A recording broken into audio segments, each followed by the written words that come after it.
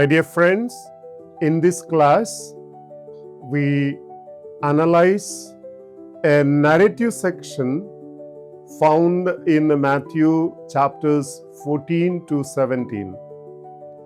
Here we see the forming of a new community of Jesus. In the structure of the Gospel of Matthew, these chapters 14 to 17 form an important narrative section situated between the parabolic discourse in chapter 13 and the community discourse that is to come in chapter 18. These chapters are not merely a collection of miracles and events, they function as a theological narrative that prepares and shapes the new community of disciples. After presenting the mysteries of the kingdom through parables, Matthew now demonstrates how Jesus gradually forms his followers into a faithful community centered on faith, discipleship, and recognition of his true identity. The section reveals both the weakness and the growth of the disciples as the journey toward deeper understanding. It also highlights the contrast between unbelief and faith, rejection and confession, fear and trust. Through miracles, teachings, and decisive revelations, Matthew portrays Jesus as the one who gathers a renewed people of God. The section begins with the account of the death of John the Baptist, 14:1-12. John's martyrdom foreshadows the suffering that Jesus himself will face and reminds the disciples that fidelity to God's mission may involve persecution and sacrifice. Immediately after this tragic event, Jesus feeds the 5,000, 14:13-21. This miracle is deeply symbolic for Matthew's community. Jesus takes the loaves, blesses, breaks, and gives them to the disciples to distribute among the people. The language anticipates the Eucharist and presents Jesus as the shepherd who nourishes the new Israel in the wilderness. The disciples are not passive observers, they participate in Jesus' ministry by distributing the bread. Thus, the miracle becomes a model for the church mission of sharing God's grace and care with the world. The abundance of food and the 12 baskets remaining symbolize the fullness of God's provision for his people. The story of Jesus walking on the water, 14:22-33, further develops the formation of the disciples. The boat struggling against the waves often symbolizes the church facing trials and persecution. Jesus approaches the disciples during the storm and reassures them with the words, "Take courage, it is I, do not be afraid." Peter's attempt to walk on the water reveals both faith and weakness. When he focuses on the storm rather than on Jesus, he begins to sink. Yet Jesus reaches out and saves him.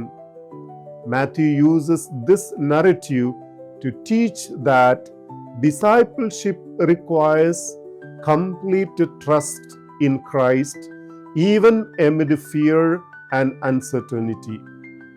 The episode concludes with the disciples worshiping Jesus and confessing, "Truly you are the Son of God." This marks a significant step in their growing faith and understanding. Chapter 15 continues the theme of forming a new community by addressing the issue of true purity. Jesus disputes with the Pharisees and the scribes concerning ritual traditions and teaches that defilement comes not from external practices but from the evil that proceeds from the human heart. Chapter 15, verses 1 to 20. This teaching shifts the focus from external religious observances to inner transformation and moral integrity. The new community Jesus forms will not be defined primarily by ritual boundaries, but by sincere obedience to God's will. Matthew then presents the encounter with the Canaanite woman, chapter 15, 21 to 28. It's a striking example of faith from outside Israel. Though initially tested, the woman persists in her trust in Jesus, and her daughter is healed. This episode reveals that the kingdom extends beyond ethnic and religious boundaries. Faith, rather than ancestry, becomes the basis for belonging to the people of God. Feeding of the 4,000, narrated in chapter 15, verses 30 to 39, likely in Gentile territory, reinforces this universal dimension of Jesus' mission. Chapter 16 represents a turning point in Matthew's Gospel. The religious leaders demand a sign from Jesus, but remain blind to God's action before them. Jesus warns the disciples against the leaven of the Pharisees and Sadducees, referring to their unbelief and distorted teaching. The central event of chapter occurs at Caesarea Philippi, where Peter confesses Jesus as the Christ, the Son of the living God. 16:16. This confession becomes foundational for the new community. Jesus declares Peter blessed because this revelation comes from the Father, and he announces, "On this rock I will build my church." This is the first explicit mention of the church in Matthew's Gospel. The community of Jesus is therefore founded upon the faith in his true identity.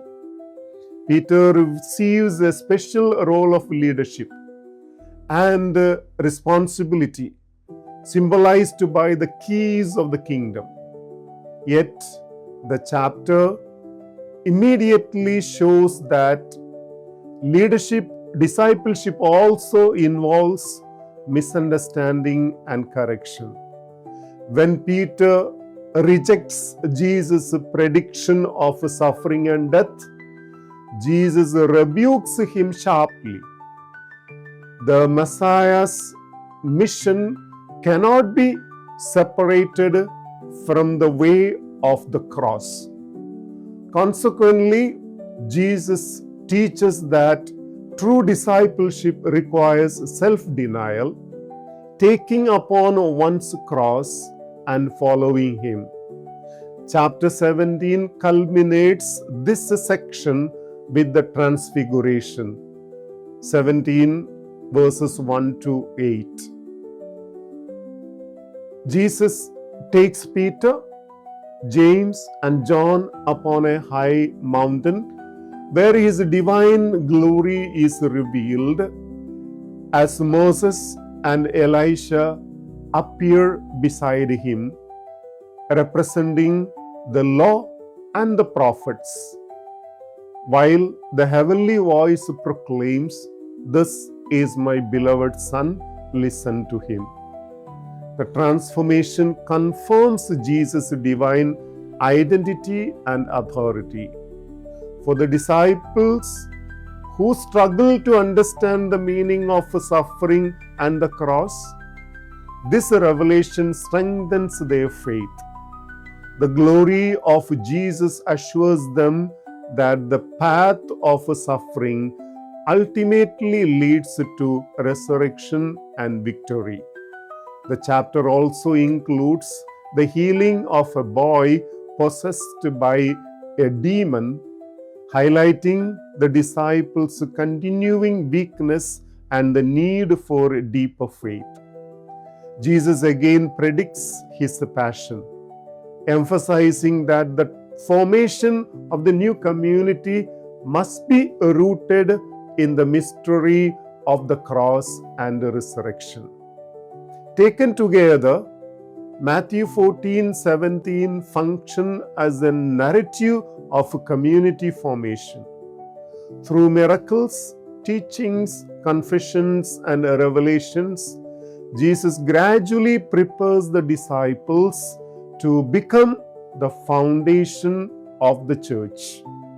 The section emphasizes essential characteristics of the new community: trust in Jesus during trials, openness to all peoples, inner righteousness, a recognition of Jesus as the Son of God, willingness to embrace the cross, and hope in the glory of resurrection.